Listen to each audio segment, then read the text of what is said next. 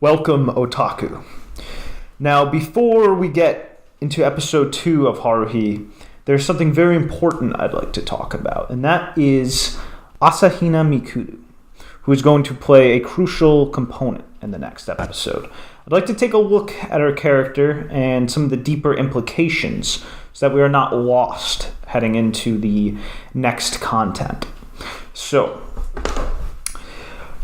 Asahina Mikuru is what Haruhi calls the club's mascot. Haruhi says that the reason Mikuru is so important is because of the moe factor to her character. And thus, Haruhi makes her eventually dress up and perform like a clumsy maid, which of course was a very popular symbol of moe in the O's. Now, what's interesting about Haruhi singling out Mikuru as the symbol of moe is that all the female characters in the story are moe. Each clearly defines an archetype for themselves and has lots of traits that emphasize the moe factor. So the question that's easy to come to is, why is Haruhi singling out Mikuru as the club symbol of moe? And some answers that we might guess could be, is it because she's being modest about her own appeal? Is it because Yuki's appeal isn't obvious or universal enough? Is it just a simple show of ignorance toward the many manifestations of moe? And so Haruhi just latches on to something that really screams the conventional idea of moe in a very universally accessible and obvious way. While the last possibility I just mentioned is very likely a significant factor in the equation, there are additional reasons why Haruhi deliberately designates Mikuru as their moe mascot. And these reasons deal with the heart of the concept of moe and where it came from. First, however, let's examine Mikuru's name. So I will type some stuff for you. All right, so Asahina Mikuru. That's how it's written. So her name is very easy to interpret. You can write Mikuru as this, which is normally in, a normal word read mirai, meaning future, consisting of the kanji not yet and come. And so her given name is very obvious in its connection to Mikuru being, of course, a time traveler. But let's look at her family name. Now, the kanji here, asa, that means morning. But the hina part doesn't really have an obvious significant meaning. So the thing is, however, we can rewrite hina as that, hina, as in baby bird or chick, but also just used to refer to something very young in general. So what we get with Mikuru's family name, in this case, is the idea of a little chick or a young one in the morning, Asahina. So morning is significant here because it's the notion of early, which has a connotation of innocence and even connects to the idea that she is a time traveler and is interacting with the world earlier than she should be. And now the young one idea here is so important because it emphasizes one of the character's most defining traits, her young appearance and sometimes juvenile-like personality to match it. So, youth. That is something that is so essential, not only to many of the themes found in otaku media in general, but especially to moe characters. While a moe character can be, in some cases, significantly older in age, what they always have is a cute, youthful appearance to them. However, it is not only appearance where the importance of youth manifests. While in Japan, it's always been a tradition for the otaku to call moe characters they primarily like their yome, and the tradition carried over to the West in the form of the word waifu. Moe characters are actually frequently built more on the idea of what is wanted in a daughter rather than a wife. This is what creates the overwhelming must protect in a very father-like fashion. Now, interestingly, we typically think of moe characters as very abstracted in comparison to real-life women or girls, and this is true. Moe characters are often larger than life or very, very extreme in ways that normal girls very rarely, if ever, are. However, one of the biggest factors that went into the creation of moe characters and continues to do so is actually the modern real-life girl. This is actually why high school is such a popular setting to include wherever there are moe characters. High school carries some of the strongest connotation of the modern young girl, since it is typically the period in one's life where one is more conscious of and encountering the most of at one time young girls. This connects directly to the youthful aspect as well. Now, with culture deteriorating more and more, and our girls suffering to maintain their quality of humanness, their quality as human beings in this degenerate society, you might be wondering what these real-life girls have to do with the hyper-idealized fantasies that moe characters are. Well, first off, we have to define exactly what makes a modern-day girl what she is. Let's think about the traditional role of girls and women. What has been their role for thousands upon thousands of years. This role only relatively very, very recently, in fact, within the lifetime of many older people still alive today, changing. Women are those who support men, while men change things and build things. A man is a man because he protects and fosters a home, and by extension, his culture. To paraphrase John Pendleton from the 1910s novel and 80s anime Pollyanna, a house isn't a home until it has a woman and eventually children. You might say women handle the inside while men handle the outside. Now, this idea and anyone with it have been violently rebuked by the dominant authorities of world culture for several decades now, to the point where it's become an endangered creature of thought. And thanks to that and just the weakening of the modern man in general, women, and by extension young girls, have lost their guidance from and protection by men. They've been thrown out of the inside and plopped into the outside. And just as a boy develops into a man by learning about the outside, a girl develops into a woman by learning about the inside. With our modern girls unable to learn about the inside and develop properly, they remain spiritually and mentally as girls, even upon reaching the age where they should be women.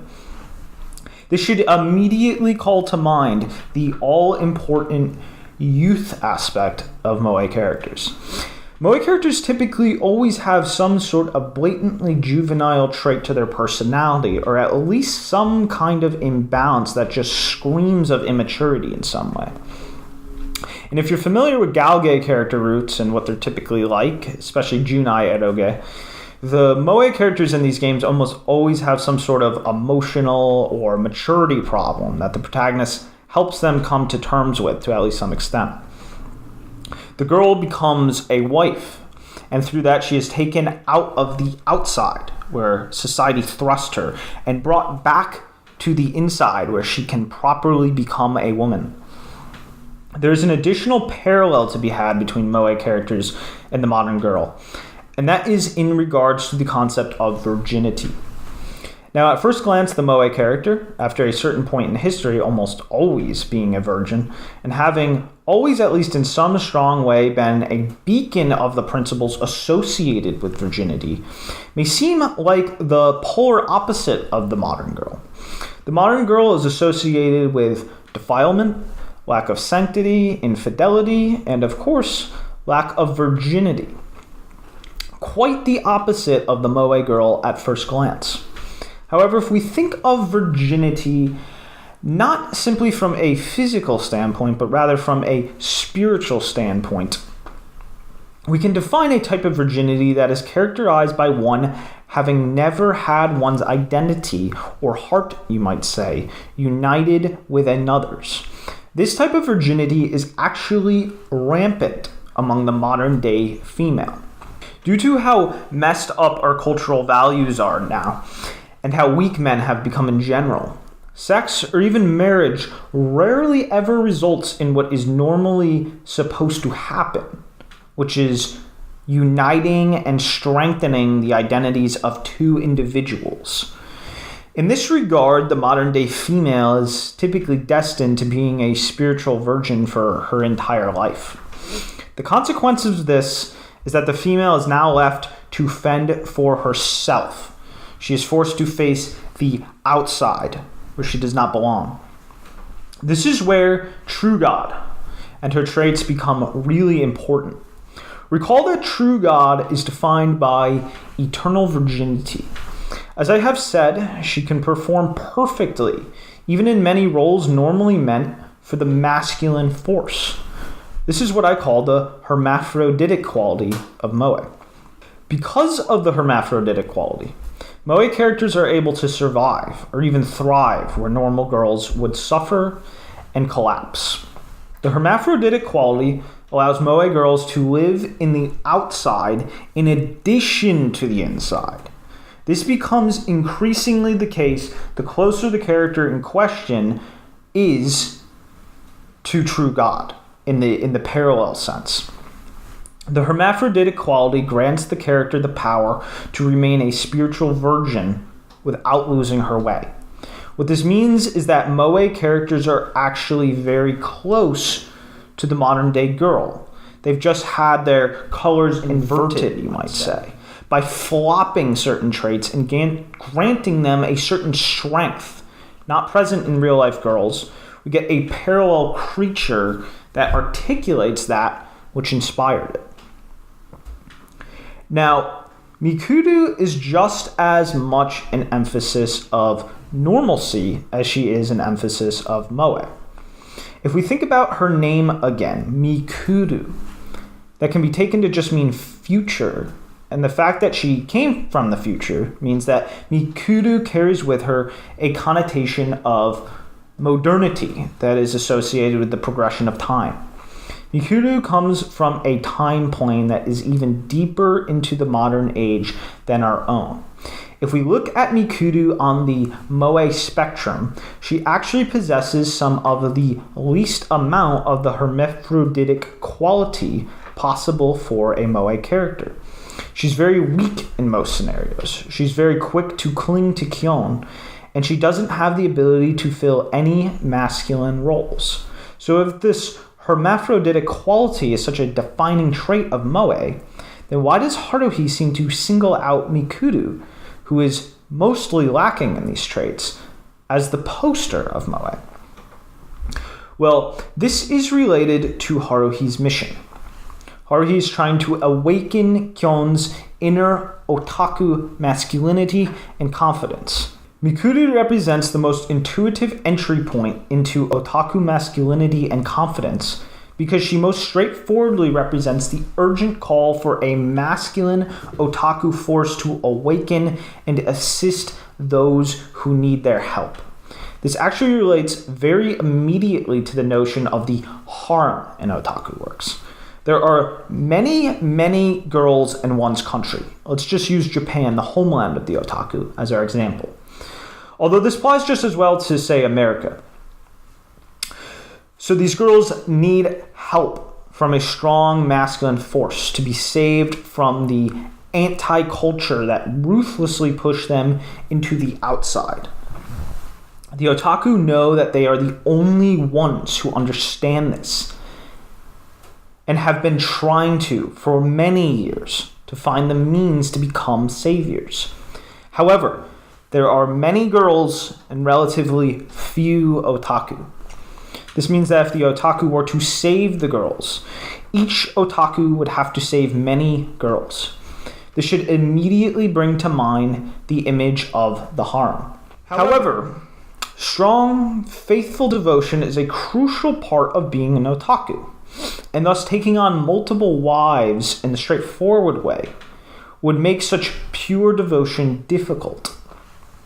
But as I said earlier, the moe character is, in many ways, more of a daughter than a wife. Multiple daughters is perfectly fine, and thus the harem of a protagonist is more like his daughters than his wives. And of course, always when it comes to galgay, a single girl of the harem is chosen to play the role of wife. Things get a little complicated when you add in some of the additional factors that make up the anatomy of the otaku harem, but this father-daughter relationship is really the essence of it. Haruhi sets Kyon up with a small harem, but Kyon is, as he is in the beginning, too weak to be a proper harem hero. This is most emphasized by his failures in regards to Mikuru, as we'll see, the person who would need his masculine guidance the most. Now, interestingly, Haruhi tries to mow over Mikuru's feminine vulnerability all the time. She puts these expectations on Mikuru to perform as if she possesses more of the hermaphroditic moe quality than Mikuru actually does. Haruhi tries to force Mikuru into either acting eccentric or forcing her into eccentric situations that clearly put pressure on Mikuru's feminine vulnerability. She even tries to cast Mikuru as a magical girl, which is one of the most blatant emphases of the hermaphroditic quality of moe of all. Haruhi will even show anger at times when Mikuru is acting too normal. One factor is definitely jealousy. Haruhi knows that her traits of true god, specifically her immunity to clown world, make her less needing of someone to protect her. She knows that someone like Mikuru is going to be far more appropriate as someone to receive masculine protection than she herself is. The other factor is that Haruhi is trying to give clarity to Kyon. She is trying to draw the thread between fantasy and reality. Haruhi wants Kyon to know what a cuck he is. Kyon being beta directly corresponds to how he's given up on his otaku ideals in life. He sacrificed his otaku masculinity, and Haruhi wants him to face this. This is why I will call him a pseudo-harem hero. But Haruhi gets fidgety and frustrated when Kyon tries to rebel against his own cockery, as Haruhi wants to be the object of his romantic interest. However, due to several factors, Haruhi cannot bring herself to outright reveal her romantic interest in Kyon. So we'll see what sort of short and long-term consequences this has in the future. But the reasons for it are definitely complex. But what is likely the number one reason for Haruhi's inability to be straightforward about her feelings toward Kyon is that she will reveal her hand. She will cease to be the SOS Dancho. She will show that she is merely playing a role. Underneath her seemingly ambitious and vulnerable behavior, she actually wants Kyon's romantic attention. Haruhi will cease to utilize her hermaphroditic power to be a player on the outside and will settle down in a feminine role on the inside, ceasing to be able to save Kyon. Next time, we'll be looking at episode 2 and seeing the way in which these factors and others manifest. So stay tuned, and in true God we trust.